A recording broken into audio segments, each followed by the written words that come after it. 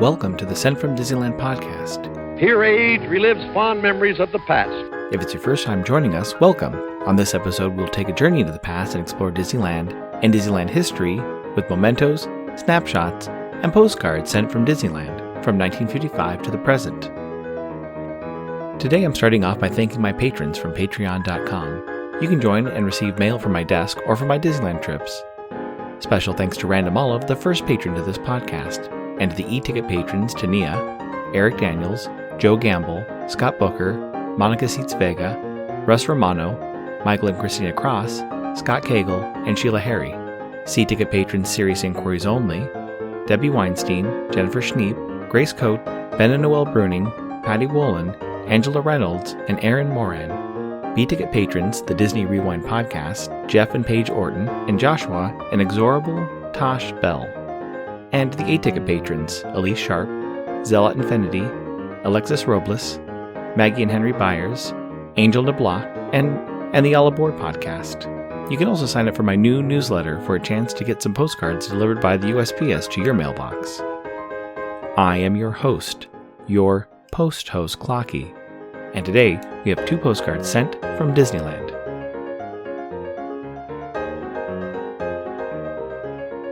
The front of our first postcard has the facade to It's a Small World. You can see the children parading around the bottom of the clock. On the back it reads, It's a Small World. Children of the world parade gaily to the chimes of the happiest, most imaginative timepiece ever created. It's time for a delightful cruise to the shores of neighboring lands as Bank of America presents It's a Small World. It's postmarked August 1st, 1970, with a San Fernando cancel and a 5-cent blue Washington postage stamp. Scott number 1283. I assume they visit the park on Thursday, July 30th, 1970, and Friday, July 31st, 1970, when park hours were from 8 a.m. to 1 a.m. each day. The weather had highs in the 80s and lows in the 60s and high 50s. It's addressed to a Mrs. Ruth Crabb of Long Beach, California. It reads, Grandma, we had a nice time at Disneyland. We went one day with Jack, Cheryl, and kids, and one day with Lenny, Andy, and their kids. We're going home today. Thanks for everything. Love, Ed, Linda, and kids. I chose this postcard because the Imagineer for this week's episode worked on It's a Small World. Roland Fargo Crump, known as Rolly Crump, was born on February 27, 1930, in Alhambra, California. He knew he wanted to work for Disney from a young age and applied for a job as an in-betweener for the Walt Disney Studios in 1952. Taking a pay cut, he worked on Peter Pan on weekdays, but was paid more working for a friend on the weekends building sewer manholes. Eventually, work at the studio picked up, and Rolly became an assistant animator for Lady and the Tramp, Sleeping Beauty, and 101 Dalmatians. Like with many animators, Rolly was picked up by Walt to work for Imagineering, at that time called WED. In 1959, Rolly teamed up with Claude Coates to work on the Oz project. The project was quickly scrapped, and Rolly began working on other projects, like the Enchanted Tiki Room. He was assigned to make the tiki gods for the pre-show and worked with Blaine Gibson to construct them. Rolly had not done any sculpting, but Gibson gave him a crash course on working with plasticine clay, telling Rolly he was too busy for the tiki project. At the time, Gibson would have been working on Great Moments with Mr. Lincoln, along with other projects. In the book Imagineering Legends, Rolly recounts painting and installing the tiki gods himself in Disneyland. The next large project Rolly worked on was It's a Small World. Rolly, along with others, took Mary Blair's designs and concept art and then made them into 3-dimensional sets and audio animatronics. Essentially, It's a Small World was built 3 times, first as a demo at the Walt Disney Studios for Walt and some others to experience, before being shipped out to the New York World's Fair. Then it was built again in New York, and finally brought back to California to be added to Fantasyland. Rolly was given the task in Disneyland to take Mary Blair's design and create a facade for the attraction. First, he made a small model of the facade clock, but Walt wanted to see the clock in action, so Rolly made a larger model with a working clock to be approved by Walt.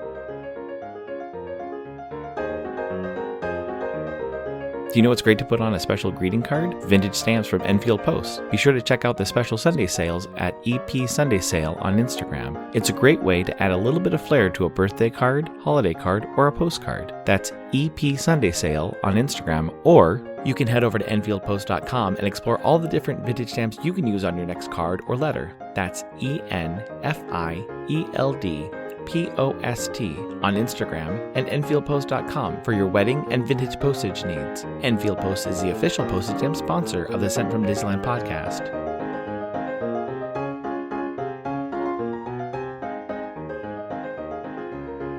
The front of our next postcard has the Haunted Mansion at night. You can see a Tom Sawyer Island raft, one of the Mike Fink keelboats, and if you look closely, you can see the New Orleans Square ticket booth. On the back it reads, Haunted Mansion. The Haunted Mansion casts an eerie glow across the moonlit rivers of America in New Orleans Square. Inside the mansion, 999 happy ghouls and goblins are dying to meet Disneyland guests. It's postmarked July 11th, 1978, with a Waco, Texas cancel and a 10-cent We Hold These Truths Jefferson Memorial postage stamp. Scott number 1510. I assume they visited the park on Sunday, July 9th, 1978, when park hours were from 8 a.m. to 1 a.m. The weather was a high of 83 and a low of 60. It's addressed to the Reverend and Mrs. G. McMurray of Whitting, New Jersey. It reads, I'm sure my first card didn't reach you. I was guessing the address and guessed very wrong. I spent a week in San Diego with Gordon. It was great. I am now in Texas visiting folks. It sure is hot here. I've been to the pool 3 times today. Love, Dorothy. During the Disneyland 10-centennial broadcast of the TV show The Wonderful World of Color, Rolly can be seen working on the Museum of the Weird, which would have been part of the Haunted Mansion. Rolly had been working with Yale Gracie on the Haunted Mansion project for many years. Unfortunately, many of the plans from Raleigh's Museum of the Weird did not make it into the attraction. While the mansion was being completed, Rolly was made Disneyland's chief designer and worked to improve the park, specifically the new Tomorrowland in 1967. This new position allowed Rolly to be a mediator between the designers at WED and the maintenance cast members at the park. Now WED would receive formal requests from the park to help if there was a malfunction with an attraction or if new lighting fixtures needed to be installed. Looking at all my sources, there are more stories about Rolly Crump I would like to share on this podcast, so look for a part 2 later this month.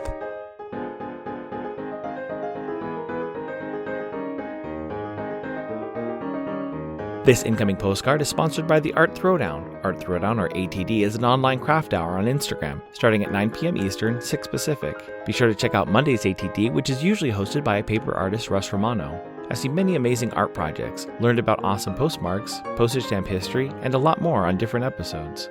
It's great to stop in for an hour to watch someone craft or design something unique. Each host brings something a little different to each show. I'll list some of the regular hosts, or you can follow Russ Romano 2021 on Instagram.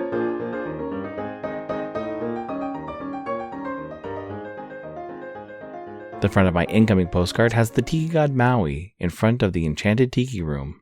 On the back it reads, Postcard Pals Modern Disneyland Edition 2022. Enchanted Tiki God Maui tells guests his story in the Enchanted Tiki Garden outside of Walt Disney's Enchanted Tiki Room in Adventureland. Photo taken on July 21st, 2019 by Shannon Lasky of Going To Guides. Visit www.goingtoguides.com today. It's not postmarked, but was stamped with a franking machine with the date April 20th, 2023. It reads, So fun to run into you. Hope you had a blast at the event. XOXO Shannon. Thank you so much for the postcard, Shannon. It was great running into you, and the event, Throwback Night at Disneyland, was enjoyable, with all the vintage Disney characters out and about. This is the postcard that you accidentally sent without a postage stamp, but some fairy godmother or magical wizard made sure that it got a stamp before it left Anaheim. I also saved it for this episode because of the birthday card you sent Rolly Crump a few years ago. That was a great way to show some appreciation to Rolly. And I read a little bit about the Maui Tiki in the pre-show, which is on this postcard. Rolly had seen a waterfall and wanted to reproduce it, so he came up with the design for Maui. When Walt came by and asked who the tiki was, Rolly hadn't thought that far ahead. He just liked the water feature. John Hench jumped in and said it was the tiki god of time, and luckily there was a Hawaiian myth of Maui harnessing the sun to slow down the days.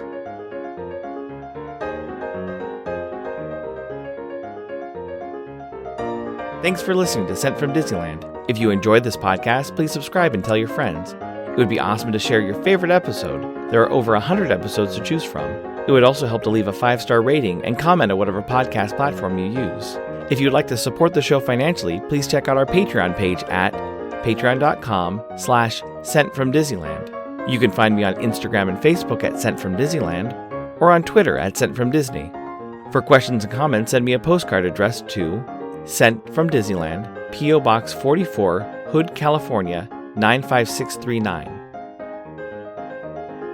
This podcast is not affiliated with Disney, the United States Postal Service, or any post office or Disney properties. Opinions expressed on this podcast belong to its host and guests of the Sent from Disneyland podcast.